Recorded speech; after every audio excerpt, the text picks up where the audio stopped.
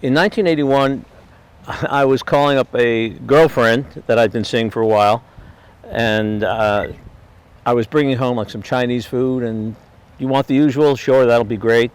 And I showed up at my house, and she was gone, just missing. And I knew by the nature of the lady that there was not foul play involved. She was a bit of a gypsy spirit, and she had these tendencies to just randomly pop up in Mexico or in Colorado in the mountains. But I was kind of brokenhearted over it, and basically, boom, off the face of the earth, out of my life. And about 6 months later, I was working a very boring day job, and I got a postcard, and there was this beautiful tropical sunset on the front, and I turned it over, and it said, "The sunsets are beautiful here on Sanibel. Wish you were here. Love, Susie." And it just like knocked me for a loop. And, it brought up all sorts of emotions, good and bad. And the interesting thing about the postcard, though, is it had no name. It had the name Susie, but it had no number. It had no address, no reference point. And I didn't know whether that was something where it was part of the mating game, where it's like, if you really want to see me and if you forgive me, it won't be hard to find me down here. Or it might have just been, somebody's, just smoked some good weed when they wrote the postcard and forgot to put their name and their address on it, phone number. But, I kicked it around back and forth, and I didn't act upon it. But I was very sort of emotionally disrupted by it. And I went home and kind of picked up my guitar, which was the only one I could really talk to about it. And, my baser instincts wanted to write, "You dirty blam," just something angry and mad. But my guitar was in G tuning, and I was looking out I was living in a little pool house, and it was the evening, and there was just sort of like the lights in the pool and a little gentle wind going on it on a warm LA night. Just sort of put me in an ocean vibe, and it just sort of mellowed me out, almost sedated me.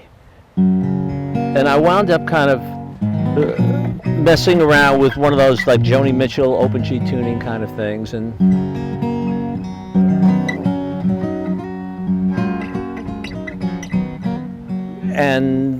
this song just sort of took over, the mood took over. And the song came very quickly. The first verses were written around Gilbran's The Prophet, which I had read some time ago. The idea of there's a master sitting there waiting to go home to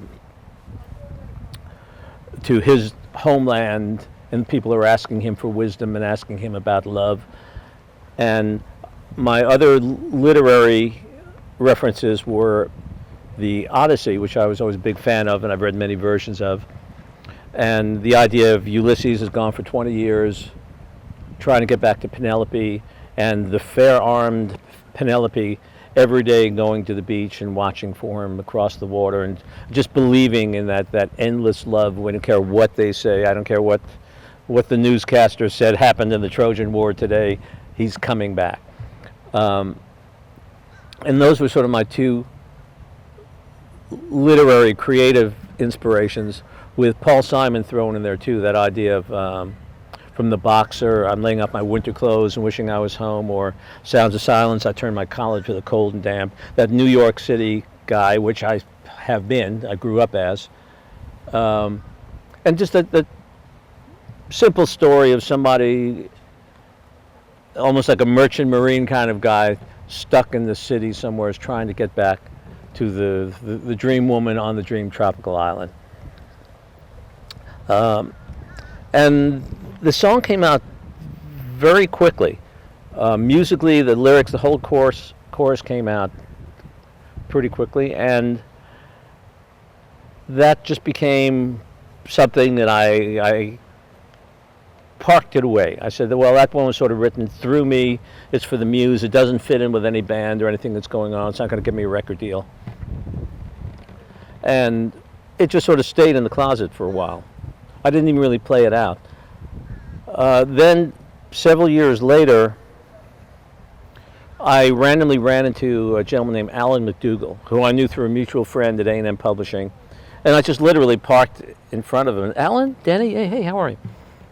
And we talked a little, and he asked me if I played any slide guitar. And he said his kid wanted to learn slide guitar. And I said, okay, yeah, I can show him some stuff. He said, how about tomorrow? I'll bring him by tomorrow. Okay. And he dropped his kid off. And he said, I'm going over to Graham Nash. Have you got any songs for him? And as it turned out, Alan was like the best man. They were best man at each other's weddings and stuff. They've been lifelong friends. And I had a little sampler reel of a few songs, and Sanibel was on there, and I handed it to him. And that, thought nothing of it. He came and picked up his kids. Gone. All right. Then about a couple of days later, there's a thing on my answering machine. And it's like, hello, Denny, this is Graham Nash calling you from Maui, and just going to say we're all going to get rich with your wonderful song, Sanibel. And, click. And I said, wow, this is great. So I didn't hear anything after I got the voice message machine for a while. And there was just kind of a customary round where I had, his people call my person, who was my brother's fraternity brother from college, who was my attorney. And nothing came of it. And there was really no defining anything that they wanted to do with it. The guy finally said, yeah, Graham wants the song. Are they recording? No. Do they have any plans to record? No. Is he building up a publishing catalog and he's going to be shopping songs? No. I said, well, I appreciate that he wants it, but let me know when he has something to do. And nothing happened for a while. And every now and then I get a call, like every several years, from the same manager. Hi, yeah, well, it's Graham, we want that song. Well, okay, well, is he recording? Well, we've got like this special project that we're doing. Well, what is it? I can't tell you. It's a secret, but it's going to be, I said, well, tell you what. You call me when you let me know what you want to do with the song. Well, we can't tell you anything about it. I said, I think you got this wrong. You're supposed to be telling me like something so exciting has happened that I can't possibly not give you the song. You just, lie to me. Tell me Elvis and John Lennon, somebody else are doing an album with Graham. Their ghosts are doing a seance album. But give me a reason to want to give you this song.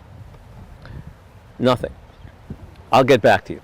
Crosby, Stills, Nash and Young did this American Dream project coming up. They talked about it for that. Nothing. So I just kept getting these like get you all stirred up calls, and then there'd be no follow through on the other end. So I basically wrote it all off. Then I was working on a screenplay. Sort of totally put music aside, or music had put me aside for a while, and I get a phone call like, hello, is Denny there speaking? This is Graham Nash. Who played guitar on your song, Sanibel? I said, well, I played and sang everything on the demo.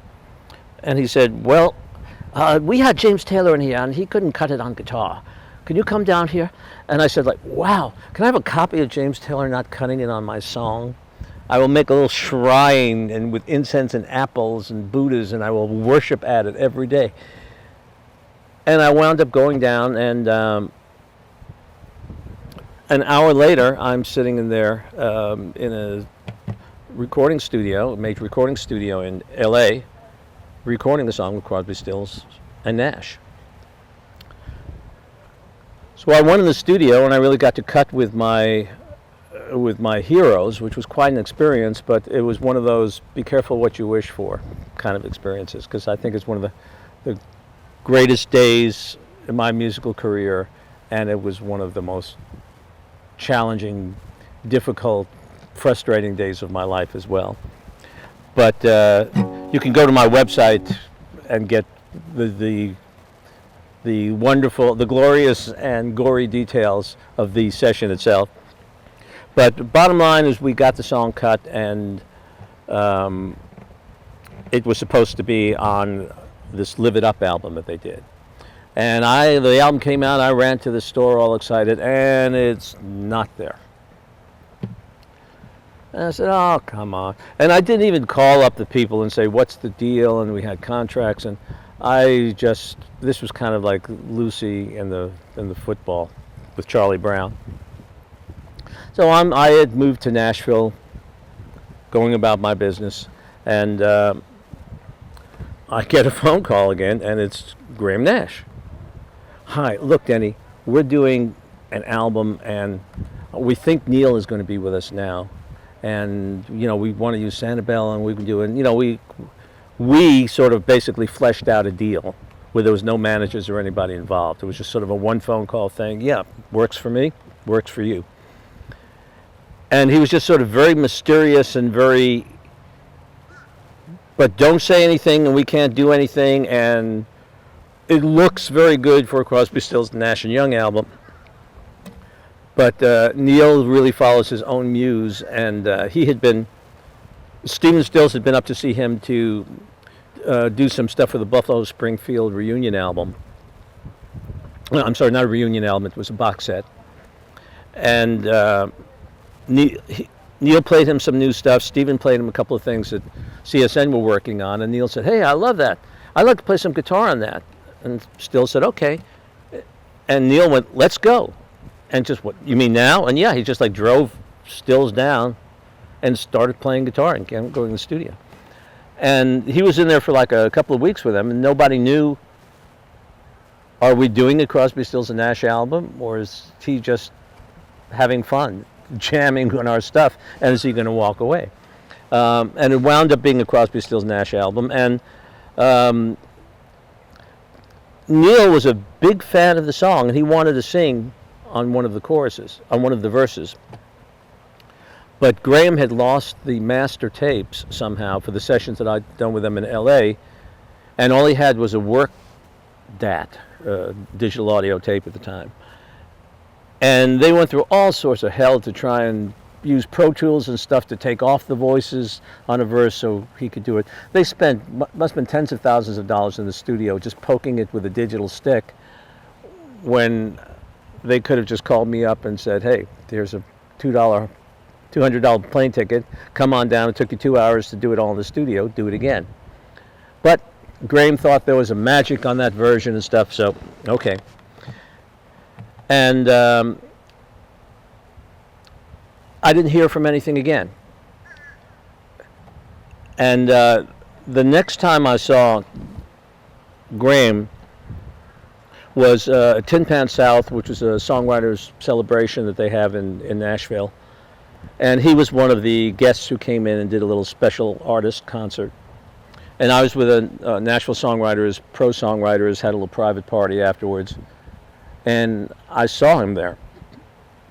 Now, my history with Graham goes back to when I was in Every Mother's Son. I was leaving, I guess in '67. I was walking out of a New York studio, and he was coming down the street, and he asked me for directions for the studio. He saw a guy with a guitar. And I said, aren't you Graham Nash, the Hollies? He said, yeah. And I was thrilled. They were heroes of mine. And I met him that day. Boom, gone. The next time I saw him was in, I guess maybe in the 70s. I was doing a soundtrack album for a film in one studio with Wally Heider's, and a friend of mine said, hey, Stephen Stills' new band is just around the corner in the other studio. And he was a roadie for the Buffalo Springfield, and we went by to see it. And the way the studio was set up, when you opened the door in Wally Heider's, you were in the control booth. Boom. There was no entrance level or receptionist. And I walked in. Stephen Stills had just finished the guitar overdub on Judy Blue Eyes, and this was the first time that the band, Crosby, Stills and Nash, ever heard Sweet Judy Blue Eyes. Okay, it's all there. Crank it all up. Let's listen to it all back. And I walked in the door at that moment. So it's odd that I have this history of being, when Graham was leaving the Hollies and decided, no, I'm coming to America, I'm the guy that sort of gave him his first New York street directions.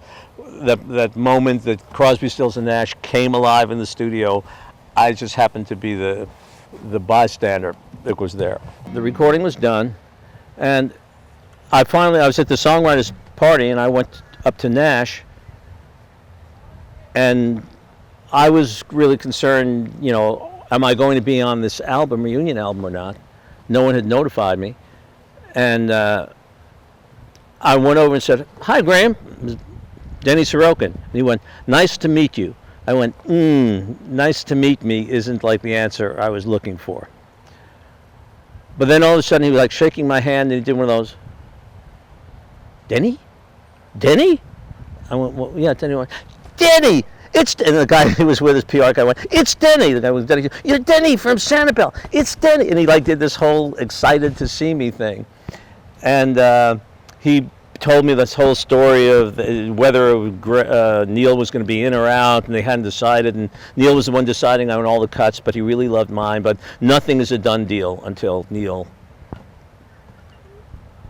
does it, until he signs off on everything. And he doesn't sign off like I'm signing off to do the project. He signs off at the end of a project, like, okay, we will release it. But he was all excited to see me and all excited about the song. And I mentioned to him this history that we've had. And I said, we've known each other sort of for 30 years. And this is the first time we've ever had a face-to-face conversation. But I was there like Zellick. I've been there at something like these major pivotal moments in your life. So the song wound up being released by Crosby, Stills, Nash Young, and that was a great thrill, and sort of a great moment in my career, and it just gave me a nice boost. And